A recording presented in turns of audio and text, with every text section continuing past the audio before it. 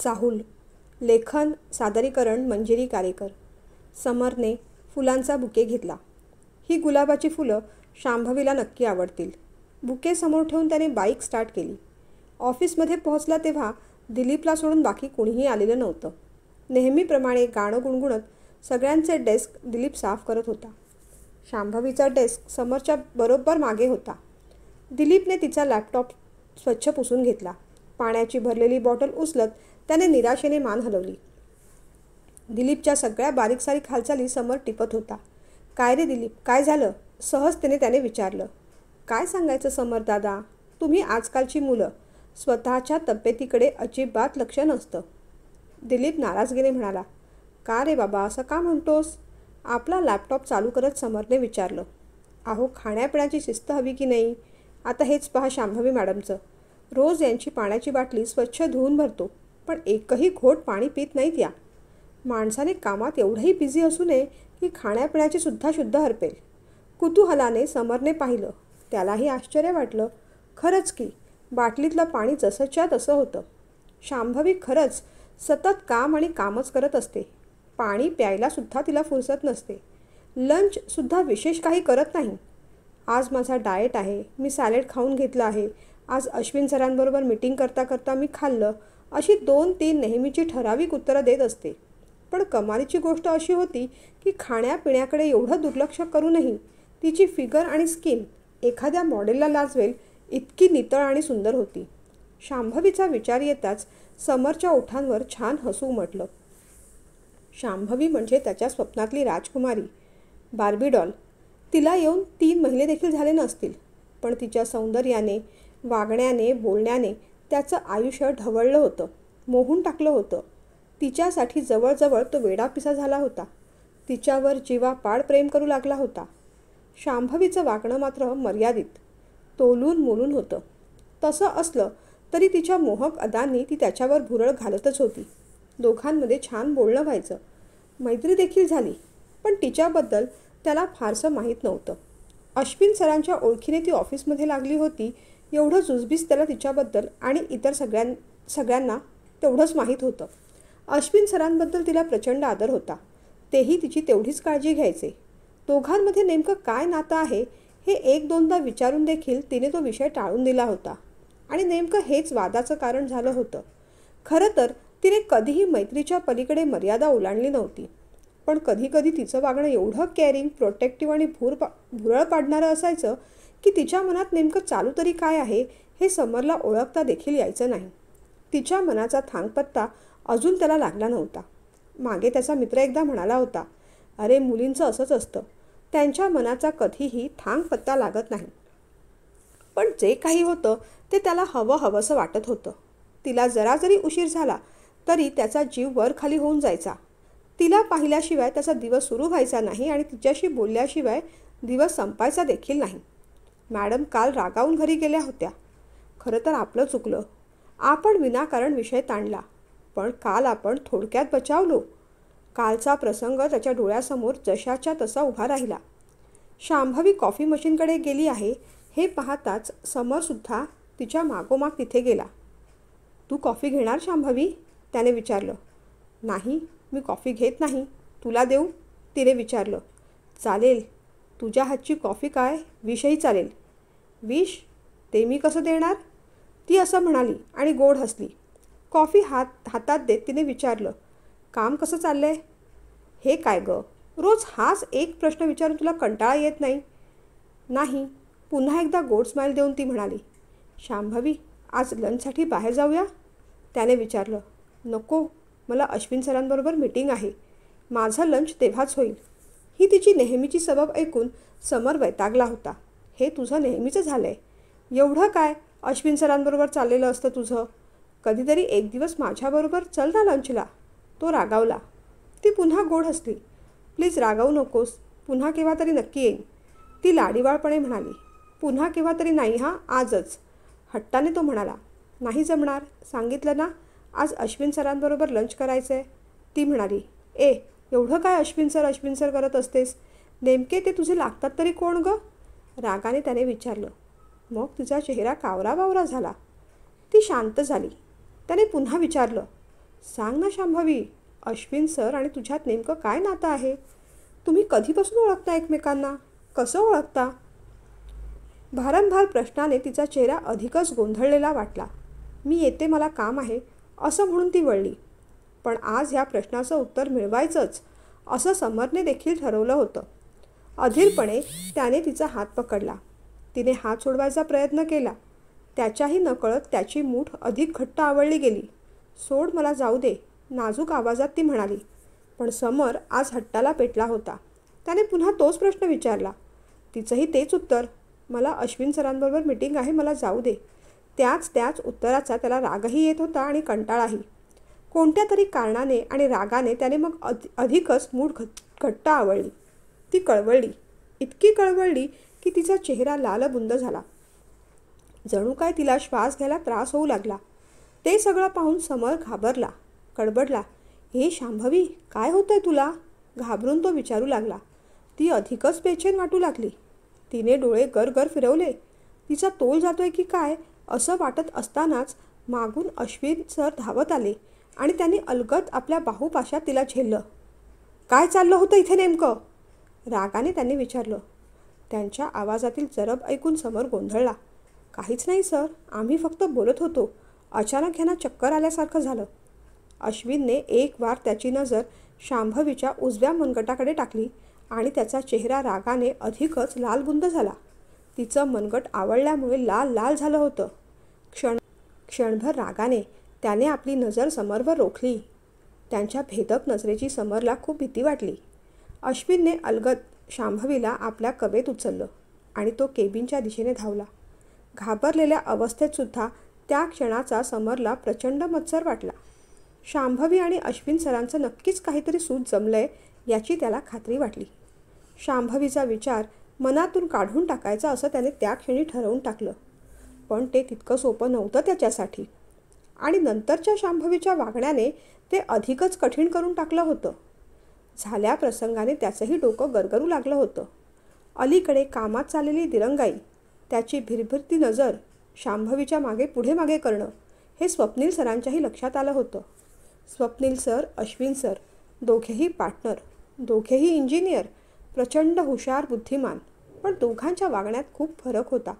Ashwin sir जेवढे कडक आणि उर्मट, तेवढेच स्वप्नील सर प्रेमळ आणि शांत. म्हणूनच एक दोनदा त्यांनी केबिनमध्ये बोलावून समरला समजावलं होतं. समर, अलीकडे तुमच्या कामात खूप चुका होतात. तुमच्या पर्सनल गोष्टींमध्ये मी जाणार नाही, पण आपण ऑफिसमध्ये काम करायला येतो, बाकी गोष्टी नाही. बाकी सगळ्या गोष्टी कळायला तुम्ही हुशार आहातच. फार मी काही बोलणार नाही, पण उगीच नको त्या गोष्टीत पडू नका. नोकरी महत्त्वाची आहे एवढं लक्षात ठेवा. स्वप्नील सरांनी दिलेला सल्ला बुद्धीला तर पटत होता, पण मनाने तो केव्हाच उडवून लावला होता. झाल्या प्रसंगाने समरची तहान भूक सगळी मेली होती. लंचसुद्धा त्याने कसाबसा आटपला. उगीचच फाईल चाळत राहिला. त्याचं डोकं प्रचंड दुखत होतं. डेस्कवर डोकं ठेवून तो तसाच पडून राहिला. 2 मिनिटं झाली असतील नसतील तेवढ्यात कुणीतरी खांद्यावर प्रेमळ हात ठेवल्याचा त्याला भास झाला. मान वर करून पाहिलं तर शांभवी होती. त्याला धक्का बसला. शांभवी, तू कशी आहेस? तुला काही झालं नाही ना? तिचा हात हातात पकडत काळजीने तो विचारू लागला. मी ठीक आहे, काळजी करू नकोस, पण पुन्हा असं रागवायचं नाही, ती म्हणाली. कधीच नाही. आयुष्यभरात पुन्हा असं कधीच होणार नाही.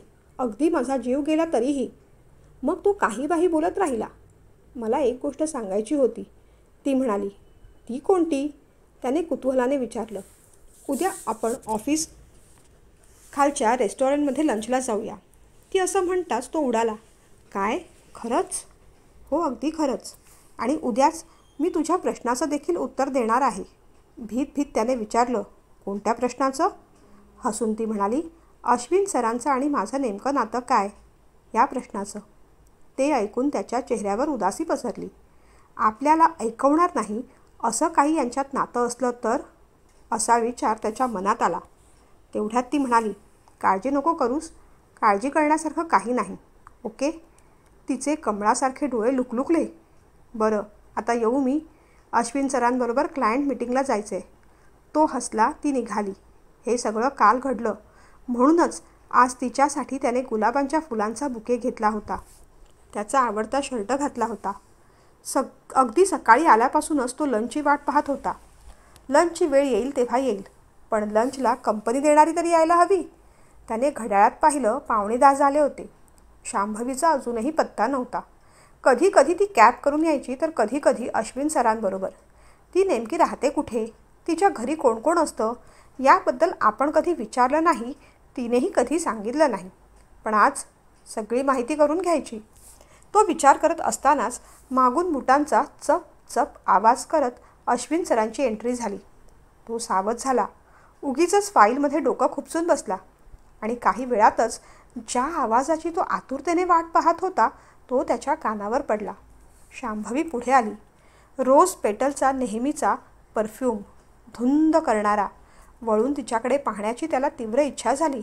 तो वळलाही आणि कितीतरी वेळ त्याची नजर तिच्यावरून हटेच ना. फिकट गुलाबी रंगाचा घोळदार फ्रॉक, त्यावर सफेद रंगाचे खडे, हातात लेदरची पर्स, केसांचा फ्रेंच बन, त्यावर खड्यांचं मोठं क्लिप, छोटंसं गुलाब, हातात खड्यांचं ब्रेसलेट, कानात लांब इयरिंग्स. त्याच्या डेस्कजवळून जाताना ती हसली. गुड मॉर्निंग करून. ओठांवरची डार्क रेड लिपस्टिक पाहिल्यावर ते तिचे ओठ आहेत की गुलाबाच्या पाकळ्या असा कुणालाही भास व्हावा. त्याचं हृदय धडधडू लागलं. या एवढ्या सुंदर मुलीबरोबर नव्हे, बार्बी डॉलबरोबर आज आपण लंच करणार. तिच्या खुर्चीवरती न बसता ती सरळ अश्विन सरांच्या केबिनमध्येच गेली आणि थोड्या वेळाकरता का होईना त्याचा हिरमोड झाला. काही वेळाने ती खुर्चीवर येऊन बसली आणि तिच्या कामात पार गढून गेली. 12:30 वाजल्यापासून समर बेचैन होता. कधी 1 वाजतो आणि कधी शांभवीला घेऊन आपण खाली जातो असं त्याला झालं होतं. 1ला 10 मिनिटं असताना नेमके अश्विन सर बाहेर आले आणि त्यांनी शांभवीला आत बोलावलं. चेहऱ्यावर एकही आठी न पाडता तेवढ्याच प्रसन्न मुखाने ती त्यांच्या केबिनमध्ये गेली. समर खरं तर चिडला होता. पुढचा अर्धा पाऊण तास यांनी खाल्ला तर लंच टाईम पण संपून जायचा आणि आजच्या प्लॅनचा विचका व्हायचा अशी त्याला भीती वाटत होती. पण तसं काही घडलं नाही. अगदी 10 मिनिटातच शांभवी परत आली आणि त्याच्या डेस्कपाशी येऊन थांबली. निघायचं ना? हो हो. अधीरतेने तोही उठला. मोबाईल वॉलेट घेतला आहे ना याची खात्री केली. एरवी मित्रांबरोबर जाताना या गोष्टी नसल्या तरी चालतात, कुणीतरी बिल भरून टाकतं. पण आज तसं नव्हतं ना. आज त्याच्याबरोबर सगळ्यात स्पेशल व्यक्ती होती म्हणून अधिक खबरदारीने तो वागत होता. ऑफिसमध्ये एकटक सगळे त्यांच्याकडेच पाहत होते. लग्न मंडपात नवरा नवरीकडे पाहतात तसेच. दोघेही बाहेर पडेपर्यंत सगळेजण त्यांच्याकडे पाहतही होते आणि काहीतरी कुजबुजत देखील होते. पण दोघांना त्याची पर्वा नव्हती. समरला तर अजिबातच नव्हती. याच क्षणाची इतके दिवस तो आतुरतेने वाट पाहत होता. आज तो त्याच्या आयुष्यात घडत होता. लिफ्टमधून उतरून तो खालच्या रेस्टॉरंटमध्ये आला. AC केबिन त्याने ऑलरेडी बुक करून ठेवली होती. कोणताही आरडाओरडा, दंगा, डिस्टर्बन्स त्याला नकोच होता. तिची खुर्ची हलकेच मागे घेत तो म्हणाला, बस ना. नाजूक परीसारखी ती अलगद बसली. तोही समोर बसला. खूप सुंदर दिसतेस, तो म्हणाला. थँक्यू. ती एवढंच म्हणाली. तेवढ्यात वेटर आला. काय घेणार? त्याने विचारलं. माझ्यासाठी विशेष काही नको. तू जे ऑर्डर करणार त्यातलंच थोडंसं घेईन मी. असंही माझं डाएट असतं. तो हसला. त्याला अजिबात चिडायचं नव्हतं. डाएट करतेस म्हणून एवढी सुंदर दिसतेस होय? दोघेही हसले. त्याने पिझ्झा आणि कोल्ड्रिंक मागवलं आणि 2 रिकामे ग्लास. तिने स्वतःच्या डिशमध्ये फक्त 1 तुकडा पिझ्झा घेतला. बस 1च तुकडा. तोही तिने कसा बसा गिळला आणि फक्त 1 घोट कोल्ड्रिंक. त्याला हसायला आलं. जंक फूडची तुला ॲलर्जीच आहे वाटतं. तिने फक्त मान डोलावली. शांभवी, इतके दिवस आपण एकत्र काम करतोय. तुझ्या माझ्यात मैत्री आहे. पण तुझ्याबद्दल मला काहीच माहिती नाही. आज मला तुझ्याबद्दल, तुझ्या घरच्यांबद्दल आणि अर्थातच अश्विन सरांच्याबद्दल, तुझ्या आणि त्यांच्या नात्याबद्दल सगळं जाणून घ्यायचं आहे. सांगशील ना? त्याने कळवळीने विचारलं. सांगण्यासारखं तसं काही नाही. मी अनाथ आहे. अश्विन सरांच्या घरी वाढले. त्यांच्यात आणि माझ्यात बहीण भावाचंच नातं आहे. इतकं छोटं त्रोटक इंट्रोडक्शन कोण देतं का? तिच्या त्रोटक बोलण्याचा समरला खूप राग यायचा. पण ती सविस्तर कधी काही बोलायची नाही. त्याने अधिक जाणून घ्यायचा प्रयत्न केला. आई वडील दोघेही नाहीत? आय एम सॉरी हे सगळं मी तुला विचारतो, पण एवढं बोलून तो थांबला. तीही थांबली. मग विचार करून म्हणाली, नाही दोघंही नाहीत आणि आता हा विषय नको, मला त्रास होतो. मग त्याने फार काही विषय लांबवला नाही.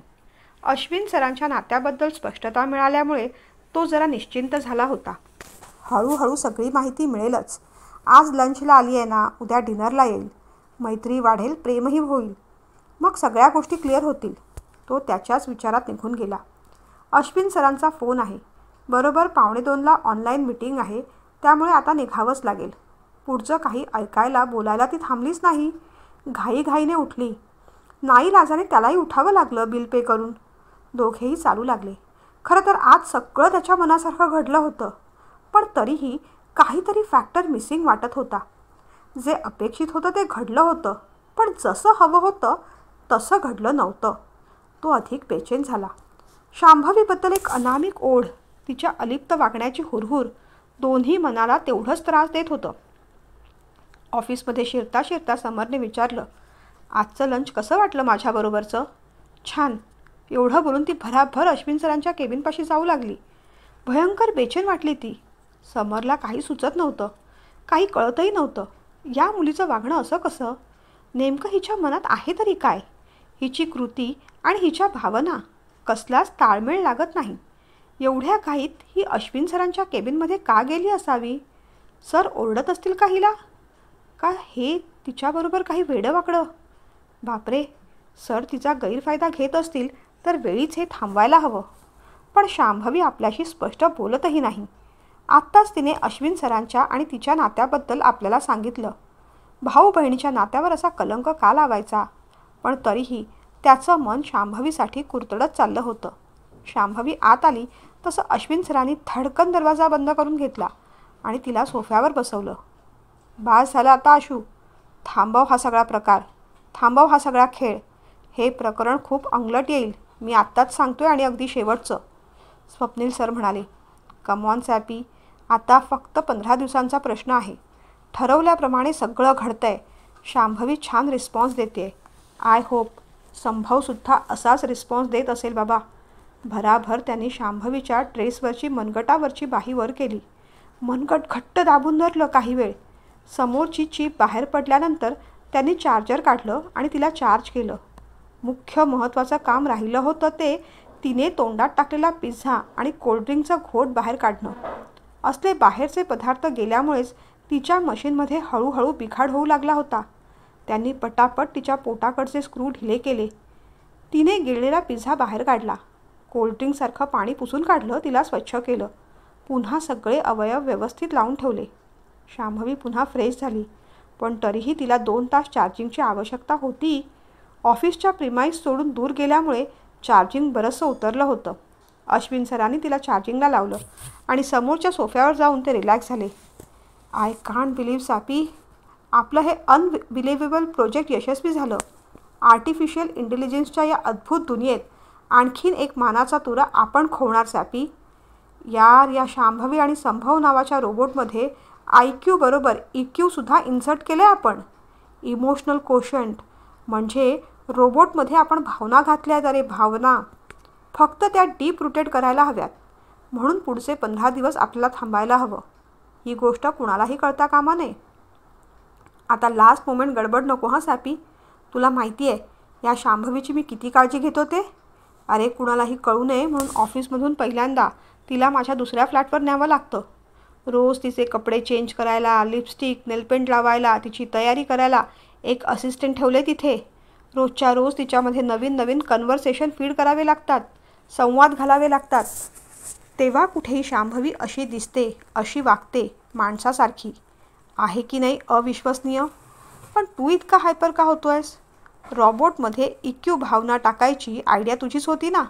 मग आता ते सक्सेसफुल होतंय तर तू कचका खातोस रे? रागाने अश्विन सरांनी विचारलं. कारण त्याचे परिणाम एवढे भयंकर होतील असं वाटलं नव्हतं मला. अरे तो बाहेरचा मुलगा समर हिच्यामध्ये गुंतत चाललाय.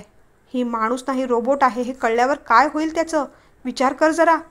रोबोटमध्ये भावना टाकायचा माझा उद्देश वेगळा होता बाबा. कुठल्या तरी मुलाला आईचं प्रेम मिळेल किंवा आईला मुलाची माया मिळेल म्हणून हा सगळा खटाटोप चाललेला. पण हे प्रकरण आता वेगळ्याच वळणावर जात आहे. मला वाटतं we should stop it right now. आणि मला एक सांग, संभव, तो आपला दुसरा पुरुष रोबोट, तो कुठे पाठवला आहेस? काळजीने आणि रागाने स्वप्नील सरांनी विचारलं. अरे, त्याला मुद्दामच मी अनोळखी ठिकाणी आपल्यापासून दूर प्रिमाईसमध्ये ठेवला आहे. बघूया त्याच्या काय रिॲक्शन्स येतात त्या. अर्थात तिथल्या एका इंजिनियरला चार्जिंगचं सगळं सांगून ठेवलं आहे. AK सॉफ्टवेअर इंटरनॅशनलमध्ये आहे तो. आपल्या मित्राची अनुजचीच फर्म आहे ना तिथे. डोंट वरी, काही नाही होणार. वाव, संभव आणि शांभवी हे नव्या युगातले आर्टिफिशियल इंटेलिजन्सचे भावनात्मक रोबोट असणार आहेत. तुला कल्पना नाही, ग्लोबली आता आपण किती फेमस होऊ. कुठल्या कुठे पोहोचून जाऊ आपण आता. अश्विनचे ते बोल ऐकून स्वप्नील नाराज झाला. सोफ्यावर डोकं पकडून बसला. अणूच्या निर्मात्याला अणूमुळे ॲटम बॉम्ब होईल आणि किती नुकसान होईल हे माहीत असतं तर त्याने अणूचा शोध लावलाच नसता. तसंच आपलं या रोबोटच्या बाबतीत झालं आहे. रोबोटमधल्या भावनांचा इतर कुणाला असा त्रास होईल हे माहीत असतं तर आपण या फंदात पडलोच नसतो. स्वप्नीलला वाटून गेलं. तेवढ्यात अश्विनचा फोन खणाणला. अरे, अनुजचाच फोन आहे. हां, बोल अनुज, काय म्हणतोयस? संभव काय म्हणतोय आमचा? सगळं ठीक आहे ना? त्यानंतर जे काही घडलं ते त्याहून भयंकर होतं. अश्विन खाली कोसळला होता आणि रिसिव्हर तसाच लोंबकळत राहिला होता. स्वप्नीलने फोन घेतला. अनुज, काय झालं? बोल ना.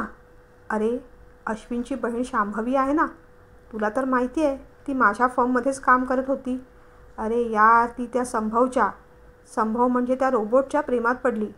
ऑफिसमध्ये कुणालाच काही माहीत नाही आणि तिने आत्ताच ऑफिसच्या टॉप फ्लोअरवरून आत्महत्या केली आहे. काय प्रकरण झालं काहीच कळलं नाही. पोलीस आले तेव्हा तिची डायरी सापडली. त्यात आय लव्ह संभव, प्लीज डोंट लिव्ह मी, मला सोडू नकोस, अशी काही पत्रं मिळाली. अरे, तिला कळलंच नाही संभव म्हणजे रोबोट आहे ते. अश्विनने सुद्धा संभवबद्दल कुणालाही काही सांगायचं नाही अशी ताकीद देऊन ठेवली होती. म्हणून त्याच्या बहिणीला शांभवीला सुद्धा काही सांगितलं नव्हतं. आता नेमकं त्यांच्यात काय बोलणं झालं, काय घडलं कुणालाच माहीत नाही. पण बिचारी नाहक बळी गेली. स्वप्नीलने फोन ठेवला.